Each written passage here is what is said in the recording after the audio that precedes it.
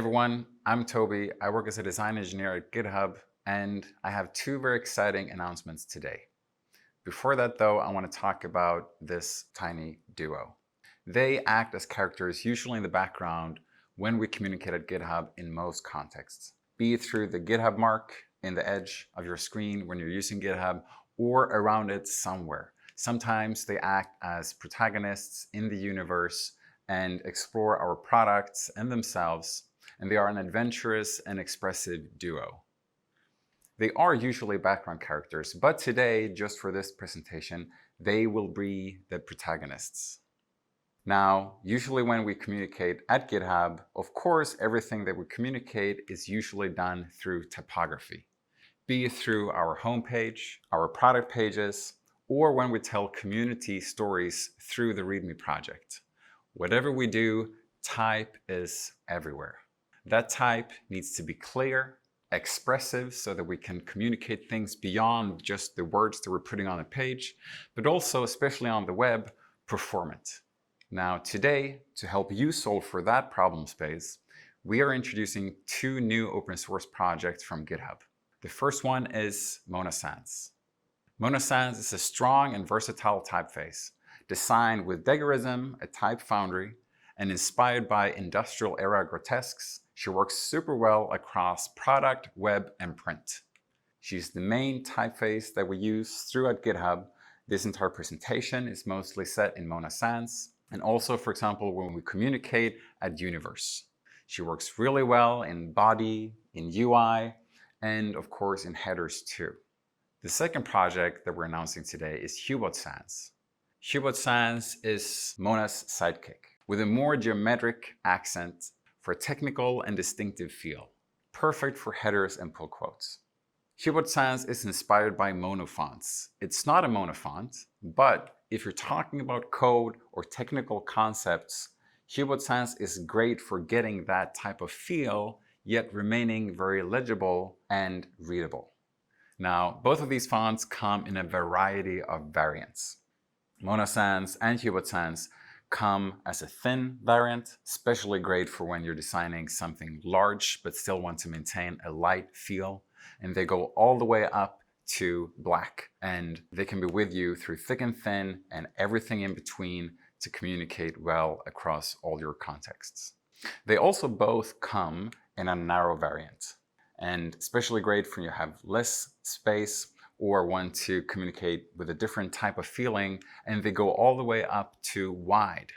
Great for making a larger impact, and together with all of these variants, you can use Mona and Hubot in a variety of contexts and communicate different look and feels and really let them do the heavy work so you can focus on what you want to communicate. Now, both of these fonts, Mona Sans and Hubot Sans, are variable fonts. That means that you're not limited to the variants that I've shown you, but you can pick any variant in between. So you have a variable weight and a variable width. Variable fonts is a technology that enables you to have different variations of a typeface to be incorporated into one single file. So this was standardized in 2016 and is now supported by all major browsers.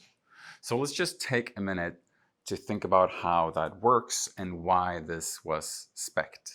If you want to draw an A, just the letter A, and then you want to have that in different variations, so you add on different thicknesses and you go all the way up to bold and black, and then you want to go thinner as well, you end up drawing a lot of A's. And you ship all of these A's to your customers, and you have a lot of different font files. Add to that then that you also want maybe a narrow typeface, and then you also want a wide typeface. Suddenly you have 24 different, in this instance, A's that you've drawn with vector points, but even though they're vector points, they take up space and it adds up. And then you do this for every single letter, uppercase and lowercase variant. It just takes up a lot of space. And even when you do this, you're limited to just these variants that I'm showing on the screen. With variable fonts, we can instead just draw the endpoints in this matrix. So it's a bit simplified, but basically what we're doing is we're drawing just the endpoints here, and then we can interpolate in between all of these so you can pick exactly the variant that you want, and that lets you pinpoint exactly the weight that you want.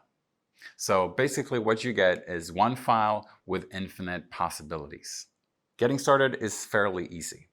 You can declare an attribute, a font face, and name it Mona Sans. You then load the font file, and then you have to define how you can use those variations that we enable you to.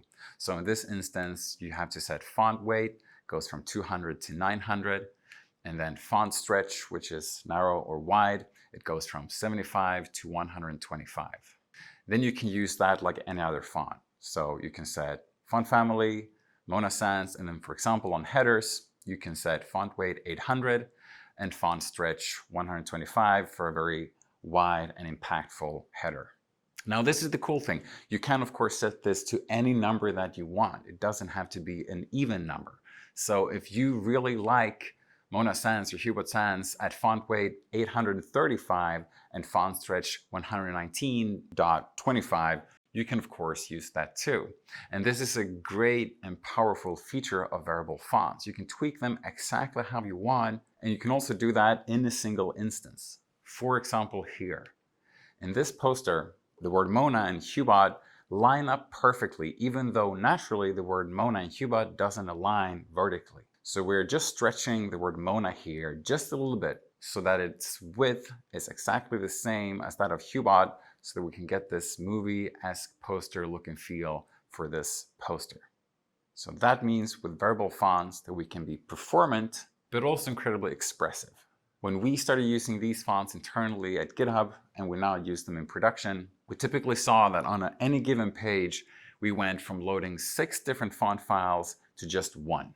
And this is great, of course, for reducing flash of unstyled text, but it's also just great for shipping less bytes to the end user. And when you only have one font file, it's fairly easy to just preload that font file in your head with this HTML snippet to make sure that it loads as quickly as possible, and then your users won't see any flashing of unstyled text at all. You can also use, which we recommend, subsetting to reduce font sizes and ship less bytes to the customer. You can use a tool like Glyphhanger by Zach Leatherman to remove the characters that you don't want or don't use in your specific project. And then the bundle, of course, shrinks and that font file will load faster. So I encourage you to explore that and do that too. And we do that at GitHub. Now, we believe that the announcement of this is the start of another iterative journey. Like, this is the start of an investment. So the fonts are great, but we think they can be better. And we think fonts in general can be better. And if we look back to Mona Sans, or rather Mona, and how that story started, it started by us actually purchasing a stock illustration.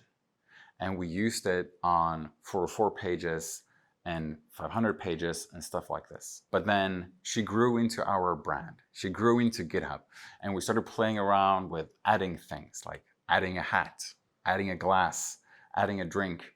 And then over time, she became more expressive.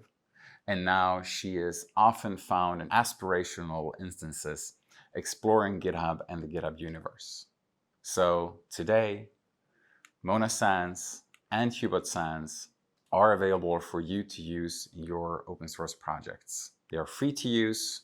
You can start using them today and forking them today, and we encourage you to create issues and leave feedback and iterate with us on the fonts. You can find them at GitHub/Mona Sans and GitHub/Hubot Sans, and we'll hope you'll enjoy this small gift.